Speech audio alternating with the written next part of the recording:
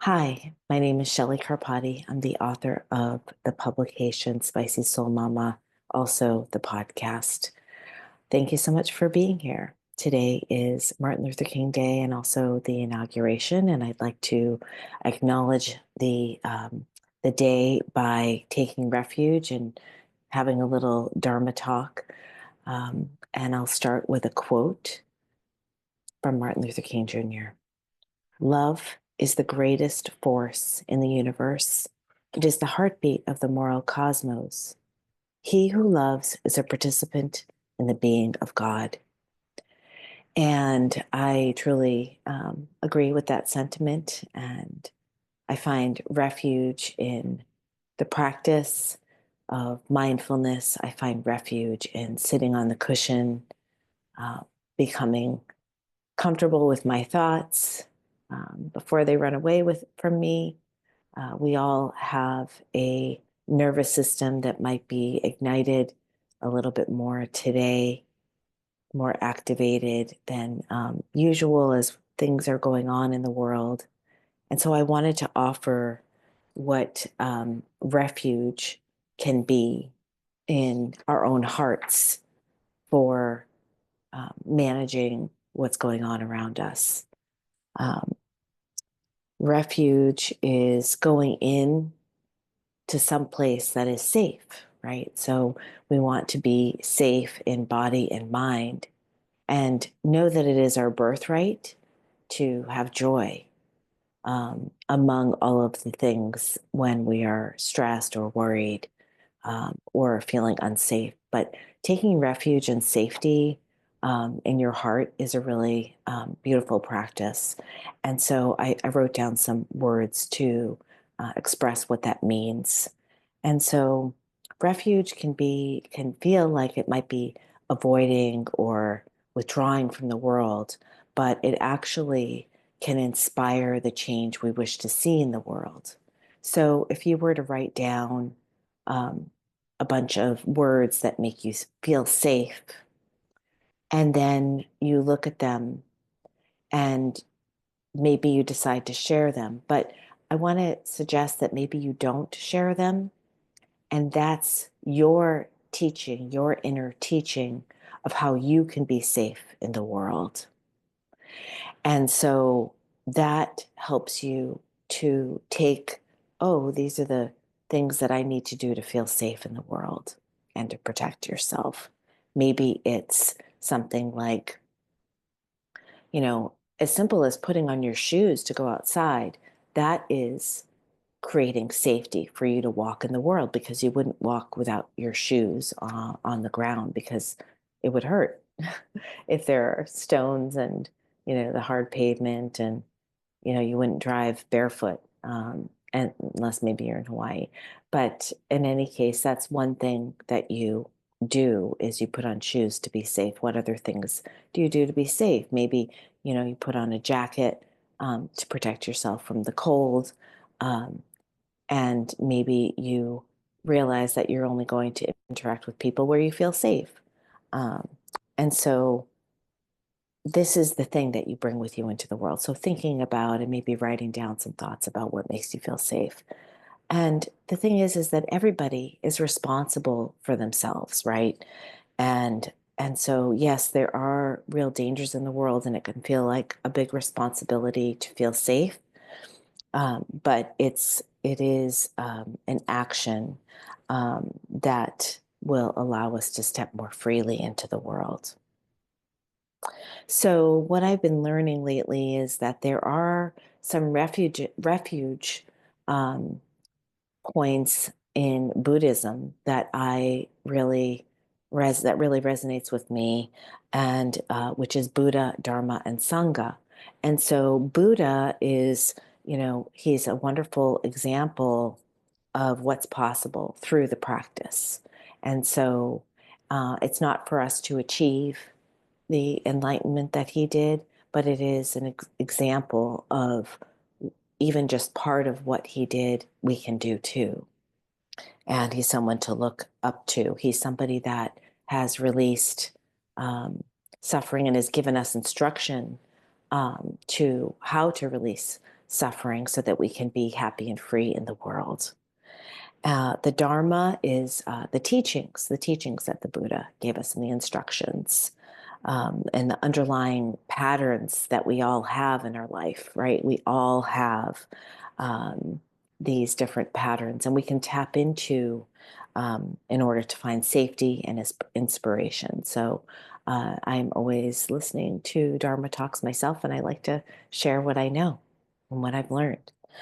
And sangha is means community, and it's a community of practitioners that come together. And there's something very powerful whether you're um, online together or in person. What happens when you come together in community is that you create this new energy and new vibration. And sometimes it can raise your awareness of all of our interconnectedness. We are connected to the earth itself. We're connected to nature. Every time we breathe, we're giving and receiving life with our life force, our breath. So you can make yourself a refuge. And this practice of Buddhism that I've been learning and studying and utilizing for the last um, about 12 years now, I have to think about that, is that it helps us to re-enter society in order to rediscover and remember that the goodness that is within us and also in the world, despite what is happening or what your beliefs are politically. Just take that aside. That's just a part of who you are. Um, my politics and what I believe to be true um, doesn't have to be the same as yours. And that's the thing, is that uh, we can go in this world remembering that we are souls, uh, just going about the world. We can walk in this refuge with one another and in beauty with this nature that is our companion. We can walk with the guidance and support of the teachings. And when you bring your own safety into the world, it can um, really help us find the awareness to that. It's up to us to be the change in the world and how we want to be in the world.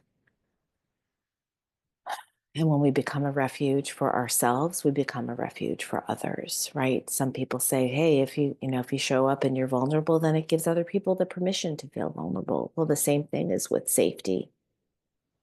It allows others to become themselves and free. And so we have um, this understanding through the practice that begins to evolve. It gives more meaning to life. It helps us to motivate and commit to ourselves and something to be devoted to.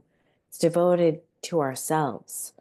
And it's not a selfish thing because it does end up, when you put your oxygen mask, it does end up permeating into the world. And you can go up into the world with more presence and awareness, more kindness and love, most of all.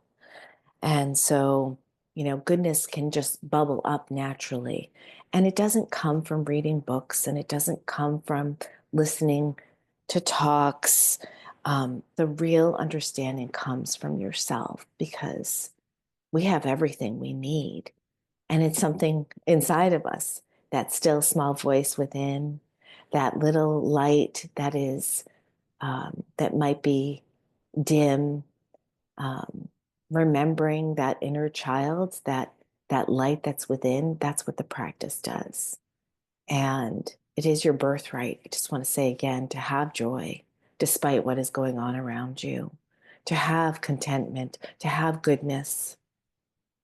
The world needs our goodness, our kindness and compassion. And the practice does evolve over time. It changes. It goes back and forth. Sometimes my practice is real shit. So and I just get lost in my thoughts. But remind yourself of it. So I just wanted to pull a surrender card, and then I'll end with a poem from Mary Oliver. So these are surrender cards that I use when I teach, um, by Judith Orloff, who is a wonderful teacher, author, psychiatrist. She teaches all about empathy, and I love her body of work, and she's a wonderful person. So I often pull a card for the collective. You might have seen me doing that in December during the holidays. So I like to allow a card to jump out for us, um, that will perhaps be a message that will be helpful for you.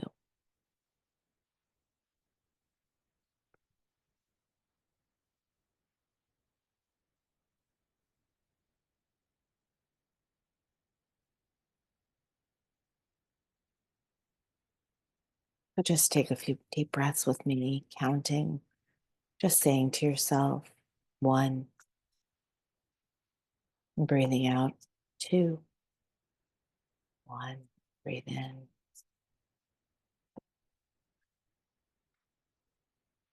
Mm, wow. Okay, so the card that I got today was fear. Surrender your fear of change. And the universe is reminding you that you are cared for always, whether you're afraid of a change in your job, your health, or a relationship, or if you fear aging or death. Repeat the affirmation: I have faith that all is well. I have faith that all is well. And there's a image of a beautiful horse, a woman on a horse walking into the bright light, bright light. Okay, and so remembering that it is your birthright for joy, I'm going to end with this poem by Mary Oliver. Don't hesitate. If you suddenly and unexpectedly feel joy, don't hesitate. Give in to it. There are plenty of lives and whole towns destroyed or about to be. We are not wise and not very often kind, and much can never be redeemed. Still, life has some possibility left. Perhaps this is its way of fighting back, that sometimes something happens better than all the riches or power in the world. It could be anything, but very likely you notice it in the instant when love begins. Anyway, that's often the case. Anyway, whatever it is, don't be afraid of its plenty. Joy is not made to be a crumb. So, with that, I'll leave you. May you take refuge in your own heart and go out into the world with kindness and goodness. Namaste.